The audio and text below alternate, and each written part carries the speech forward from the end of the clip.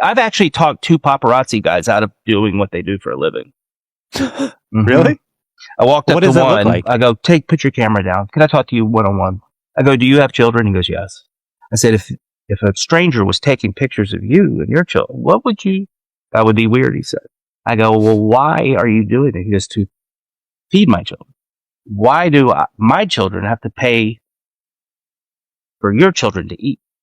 I run into the guy 2 weeks later, and he said, I thought about what you said and I quit. Zach just demonstrated one of the sharpest tools for shifting belief structures. It's called a sleight of mouth reframe. And it's not done by arguing content, but by changing the frame that gives the belief meaning. There's about 14 different sleight of mouth reframe patterns any one person can use. The one Zach uses in this story is called an apply to self sleight of mouth reframe. And what it does is it turns the belief back on itself. It forces the other person to reflect and see how their belief, or in this case, their behavior, impacts something else. And it's extremely powerful because Zach doesn't argue with them once. He simply uses the sleight of mouth reframe pattern and gets the gentleman to reflect on his actions. Now, an apply to self sleight of mouth reframe can be used in so many different ways. I just used it the other day with a client of mine. They're in a sales role and they tried to tell me that they're bad at sales. Now, I could try to argue and convince them that they're not. There's one thing that's extremely predictable is that when you try to argue or convince someone in this way, you end up triggering them to dig their heels further into their belief. So I used an apply to self sleight of mouth reframe.